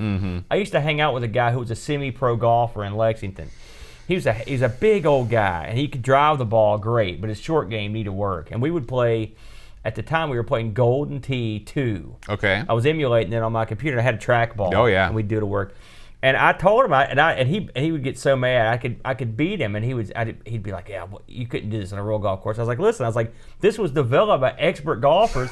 This is an exact representation of what would happen in a real course." Oh, he'd get furious. When are you going to come out and golf? It's 100% true. And I would never go out to golf under any circumstances. It's a 0% chance. You know, my big problem with golf is it's a long game. Even when you play 9 holes and when you're walking. I mean, you're exercising, and when you start doing bad and you start getting frustrated, I don't know if you know this, Aaron, but sometimes I get frustrated. You? I know it's hard to believe, and that's really when things go south, and that's when you think about doing the old over the knee into the lake. Do you ever get mad on the golf course, so mad that you scream or throw stuff? Oh, I've definitely thrown clubs before. I've thrown clubs. I've put clubs in the ground hard and bent them. What would cause that? Just because you hit one in the drink or you missed a putt? What's your hot button for golf? It's when I start, because I always start off doing pretty well, okay? Like for me. And then as the round goes on, I'll start analyzing what I'm doing, and I'll be like, okay, well, am I turning just right? And then the more I think about it, the worse that I play. It's a mental game. It is. In a boat. This reminds me of like the real world. Everyone has these little mental hang-ups. They got their own little thing. They'll drive you nuts. And so I keep doing worse and worse until I'm finally just hacking at it, just lining up, not addressing the ball at all, and just going. And then it goes into the woods, and I've got to chase after it, and I get frustrated. And then it's right to the cooler. One thing about golf, there's another video game similarity. Golf is a lot like a point-and-click adventure, like a real tough one. Because I would always hit my ball out in the middle of nowhere, and then you have to go hunting that thing. Oh, yeah. It's small. It is. So it's a pixel hunt, for sure. It's a pixel ball, and you're out in the woods. You're searching around with your club. That's sort of like the mouse pointer. Right. That's very true. Horrible. That's very it's true. a horrible, evil game. When I play golf, I take anywhere between 20 and 40 balls with me. Really? I fill but up. You don't use that many. No, do you? but I mean, I use more than 4. I can tell you that playing 18 holes of golf. So especially depending on where you play, if you've got water, if you've got a lot of ravines, if you play over here at Deer Run over there in Fraser's Bottom, yeah, there's tons of places where you'll hit the ball. That name never gets old. And it'll go into a ravine, and that's it. You just pull another ball out. You don't go hunting for it. You'll never find it. No, and some of these golf courses, if you hit the ball in the wrong parts, maybe it gets a little rough over there. You get mugged. Yeah, that's true. You fall in a crevasse. There's no telling. No Thousands of golfers are never seen again each year. So with all that in mind, I like a good old-fashioned, old-timey game of computer or video game golf. Well, you're going to love this week's game, Leaderboard. It's old-timey, isn't it? It is old-timey. So, Leaderboard. Now, I was just talking One word or two, what do you think? I've seen it both ways. I've seen it too. There's 1 word on the title screen, 2 words on the box. That's right. I'm going to go with the box. We were talking before we came on just now about if we'd ever actually played the original Leaderboard, because in fact we did a show on World Class Leaderboard Golf for the Amiga. Well, I guess sometime in the last couple years, who knows. And that one's the one that I really played the most of, was World Class Leaderboard Golf. Now, but you told me before the show that you had played this one way back. Not only did I play the original Leaderboard Golf way back in the day, I actually have video footage of me playing this game back in the day. Really? Yeah, I have to find it. I've saved it somewhere on my computer. But this was a game my dad, after we had the Atari, my dad bought a new machine for work that was an XT, ATXT, whatever, and it had a hard drive with a bunch of stuff preloaded on it. And one of the games that launched from a shell was Leaderboard Golf. Another game was Leisure Suit Larry and the Land of the Lounge Lizards. So that's where my first introduction to that game came from. Oh man! And so you got to find that footage. I want to see that. But the things that I remember about Leaderboard Golf was that it was. Even though we had a CGA card, it was the most colorful CGA game that I'd ever seen. I mean, it wasn't necessarily realistic color, but it was color. And the other thing that I remember is the drawing of the course slowly in, and that's the one common thing with all these. You get that weird thing. Although, as I recall, on the Amiga, wasn't it like they covered that up? Didn't they? Until it was drawn. Yeah, it was a weird thing they did on there. So I'll have to say, this is the first time I've ever played the original Leaderboard Golf. I've never played it before, so I was looking forward to this actually. So this game came way back in 1986, and this was published by U.S. Gold, of course. And the people that did this were an outfit called Canvas. All right. Now, they did some pretty good. Now, listen to this. I just grabbed some of their stuff to talk about it. They did Airborne Ranger. They did Highlander, which I've heard nothing but bad things about. I heard there can be only one. There should be only one, according to what I've heard. This is my favorite of the bunch, Killed Until Dead. We got to play that. That's my favorite. Much like the song Killed by Death from Motorhead. Miami Vice, Road Runner, Street Sports Basketball, Super Cycle, Wizard Wars with a Z, so you know it's cool, World Championship Soccer, and then they also did Leaderboard Golf, of course, and World Class Leaderboard Golf. So they did some stuff. Then that's not all their stuff. But that's some of the highlights. The people they have listed as working on this were a fellow named Roy Gibson, who, among other things, did the game Frankie Goes to Hollywood, which I've always wanted to try that. There are so many great Spectrum games. We could do this show till the end of time. There's a fellow named Chris Pink. He did the Sci-Fi Trading Company, which is another game I've heard of. And this game keeps popping up, War in Middle Earth. I mean, it seems like we've heard about this game. We have a copy of it. We have a copy for the Amstrad. Ian Witherburn, he did a bunch of stuff here. Get some of these. Alchemist, Hunchback, Never-Ending Story, Nomads, Super Cycle, Zip Zap, a bunch of good stuff. And then one that caught my eye here was Simon Butler. And Simon Butler I'll get into him in a minute, but he did, amongst the things he's done lots. Batman, SimCity, Transformers, Target Renegade, Highlander was one of his, because I've heard him say, he's not happy or proud of it. Legend of Cage. So Simon Butler is a commentator on a podcast called Retro Gaming Roundup, which is a sort of spun off of Shamar Monroe's old Retro Gaming Radio. Is this the guy with SoCal Mike and all those guys? SoCal Mike is gone. He fortunately he got the boot, but then due to the chameleon thing, some other stuff. But they've got Subaru Bratz on there and his name's Super Brat? Subaru. Subaru Brat? Yeah, that's his board name. I can't remember his real name. But I like the show. I listen all the time. But anyway, Simon does a thing on there called Dinosaur Pie. And it's about an hour of him just almost always ranting and bad-mouthing as many people as he could fit into an hour. Like, this guy's the original grumpy old guy. He just goes off. And it's funny because I've got mixed feelings on Simon because on the one hand, I do find his old guy rantings very similar to some things I think as an old guy, and fist shaking. But he has badmouthed some buddies of mine, so I don't like. And occasionally he'll have a show like this last one where he got into a Facebook argument with a guy and just read all the thread and talked about what an idiot this guy was. Well, this sounds like must-hear radio, let me tell you. So, I mean, it is strangely interesting. It has to be. It's one of those things that's an acquired taste, or you have to be into it. But Simon also is a pretty accomplished graphics guy, so you can't take that away from him.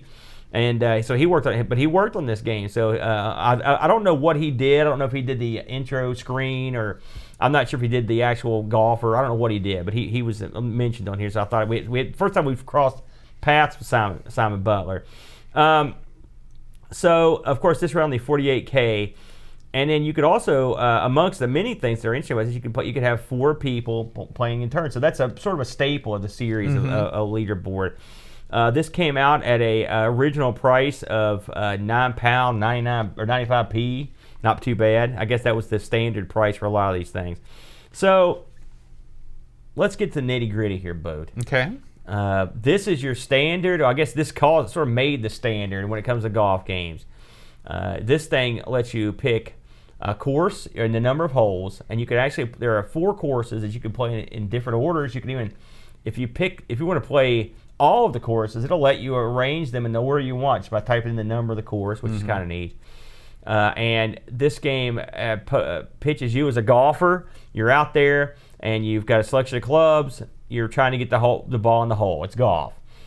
This thing does something that you see all the time now that we mentioned, which is as you stand there, the screen draws towards you, right, in a very odd way. It's something you don't ever see now. But it was, and that's you do see that occasionally. Yeah, it's like you see the outlines of the shapes, and then they fill in towards you. Yeah. This game is one of the original golf meter games, which is the deal where you hold a button as a meter rises to affect your power, then you let the button go as the meter falls. You hit it again to keep your shot straight as opposed to hooking it, or whatnot. And that's pretty much the long and short of it. Now you're playing against the backdrop of what appears to be a Arizona mesa. It looks like an irradiated moonscape. Right. It depends on where you're playing, how weird the screen looks. Yeah, but it never looks quite normal. No, this game is violently hampered by a limited amount of colors. The most obvious affected part of the game is the golfer himself, who is a straight color of blue. I think he's always blue. I don't think I ever saw him in any other color. He's all blue. Ain't these tears in his eyes telling you, Boat? But the game itself. Well, just before we get into the actual meat of it, what did you think of your initial view of this thing? Well, I think we've talked about before. I'm a big fan of the Leaderboard series. Yeah. I think that the way that they do the meter is challenging but fair. I think it's very consistent. I like the putting mechanics in the Leaderboard series. It's not too difficult. You can kind of get a feel for what's going on. I thought that the game, your golfer, even though he's a monocolor, I mean, don't hold it against him. He's well animated. It's not like it's like jerk, jerk. I mean, you see him draw back and you see him come forward. Yeah. I've got a lot of good to say about this game. We always have to think about, the limitations of the system. Yeah. There are a couple things that I think that they could have done better. Okay. One is that they could have changed the landscape, the moonscape as you call it, depending on the course that you're playing. They could have done something different. The Spectrum has enough colors where they could have done something besides that mountainous color. Yeah, they're pretty much all they look exactly the same. Yeah. So that's my first thing I wish they changed. Another thing I wish they changed is naming the courses. Yeah, they have no name. They could have come up with Pebblestone. They could have either used real course names or come up with funny ones. That would have given the game a lot more personality. Think about it. He played in the desert on a course with no name. Oh, bam! That's a callback to Bam. Double Trouble. Yeah, I love it.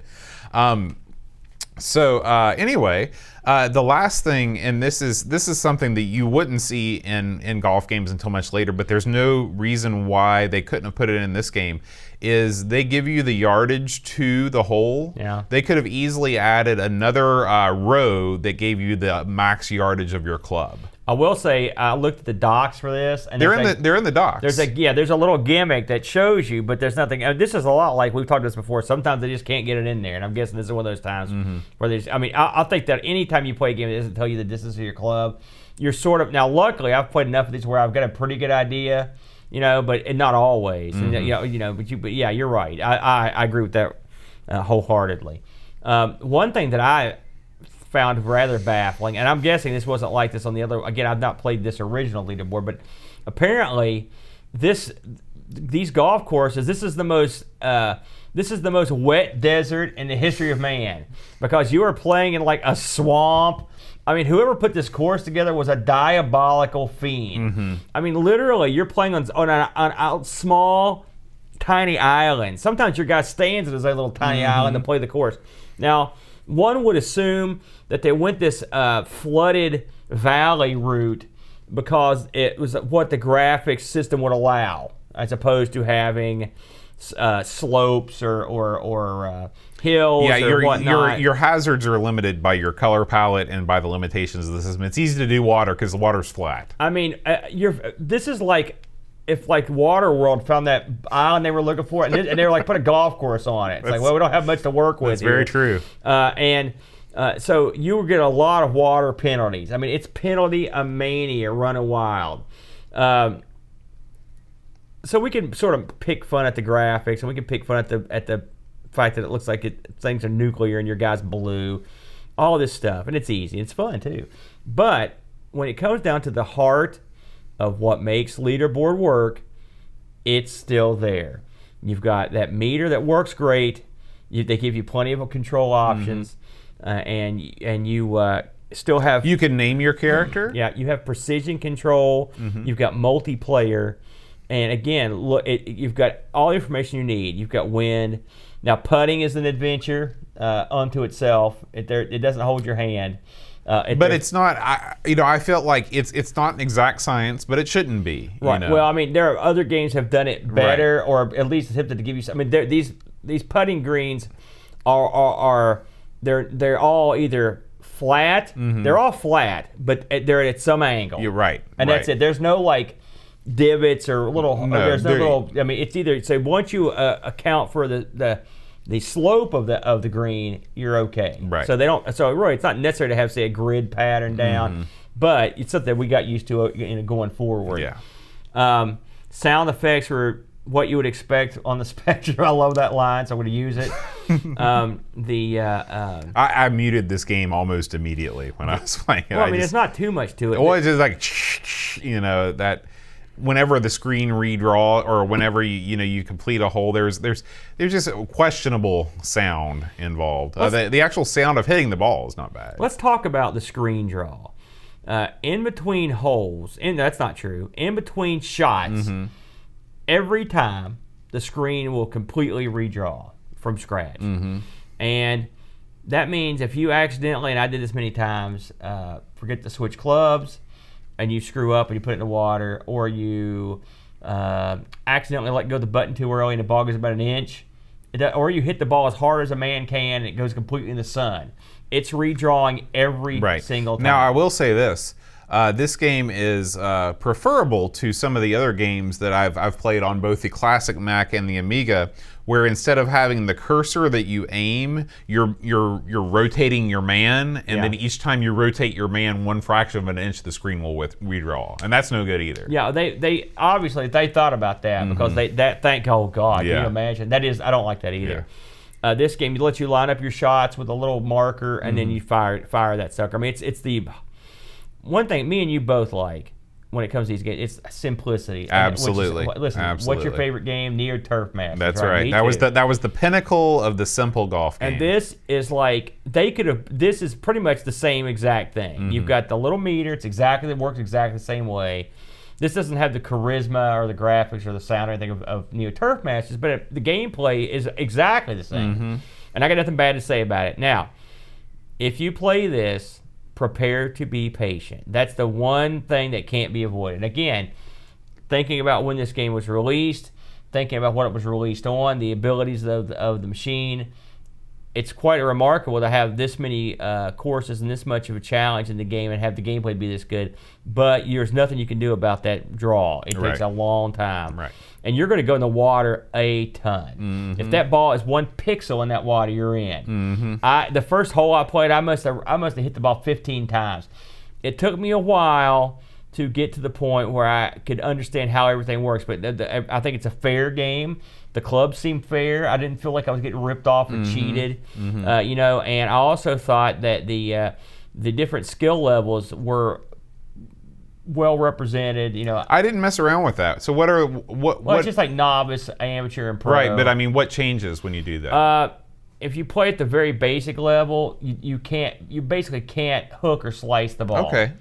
And then, of course, the next level you can, and as you go up, the wind will affect your shots as well. Okay. I personally, I've played at the beginner level and amateur level. I didn't go to the pro. I did try it, but I knew it was going to be tough. But I think it's a fair game, and if you've ever played any of the Leaderboard series, you can step right up and play it, and you won't have any trouble, in my opinion. So this game was reviewed pretty well.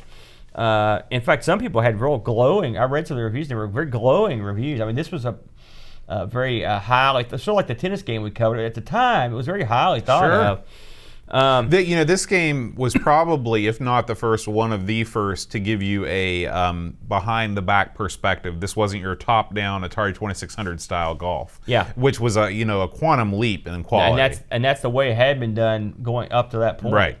World of Spectrum, the scores by their users 8.22, very respectable, score, very high. Crash gave this an 80%, and Sinclair user gave this 5 out of 5.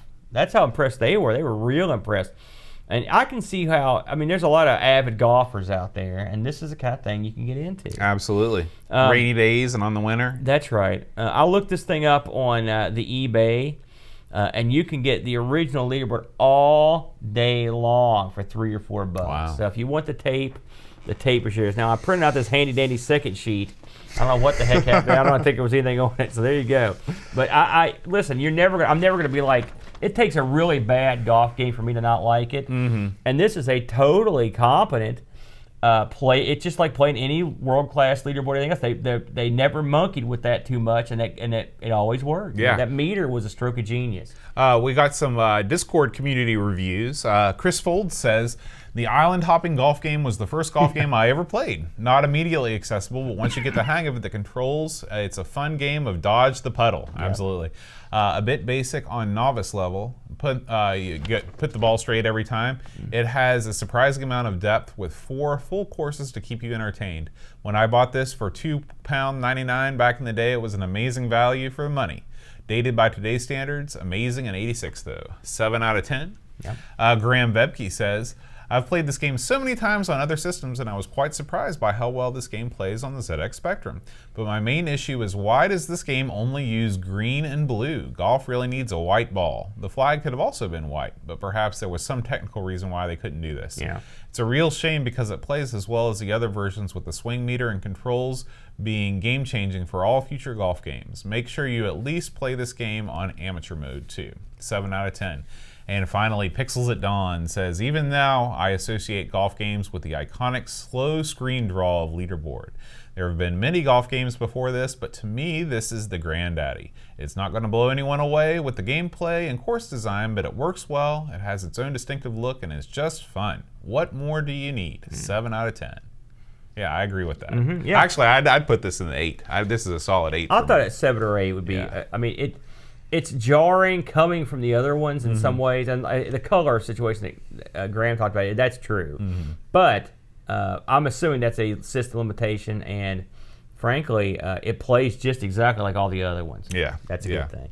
I do want to give a shout out to all the people that joined us live. We record this show every Friday, except when we don't, which is today. We're recording on Sunday, and next week, who knows when we're going to record because the Amigathon is coming up. But I want to thank Ricky DeRocher, Sox McCoy, Jan Holbo Rasmussen, Retro Man Cave, Stefano Pavano, Edvin Hilan, Pixels at Dawn, Barry Scott, Retro Man Cave, Steve Rasmussen. Thank you guys so much for hanging out with us in the chat. We really appreciate it. And we also really appreciate our supporters. You can support Our Sinclair at patreon.com/Our Sinclair, just like these guys: Laurent Giroux, Gary Heather, Eric Nelson, Harbonut, Graham Vebke, Frodo NL, Tapes from the Crypt, Pixels at Dawn, Chris Folds, Paul Bossman Harrington, and Christopher Hassall. Thank you guys for supporting Our Sinclair. Thank you, gentlemen. Next week, Aaron, we are going to play a Tick Attack. A Tick Attack? Yeah, you know anything about a Tick Attack? I've never heard of that. All right. Another wacky one sounds like. I'll leave it up to your imagination until you play it. Guys, thanks for watching. Until next week, rewind tape. And press play. All right. I've got a thought on this next show. Okay. We just taped this one. Yep. Why don't you just release this like Tuesday? Yeah, and then we'll just kind of glide to the next one. Because it's going to be tough to squeeze in another one, and this is coming out so late that we can kind of get one in the middle. I don't think anybody's going to be too upset about giving the. No, I think that's Amigathon's such a big deal. It's only once a year. Yeah, you know. And we can't do one before or after Amigathon. Yeah, I mean, I'm going to have this whole basement torn up to get everything the way it needs to be for Amigathon. So. Okay, that sounds good to me. Thanks for joining us, y'all. Yeah, thanks, guys. A weird one. Don't worry, Ricky. You'll see it on Monday. Thanks for catching Or it you can eventually. check that on the archive now, whatever you want to do. So. Yeah. All right. We'll see you guys later. Thanks, guys. Hey, Amigathon. Yeah. Get fired up. Hopefully see you there.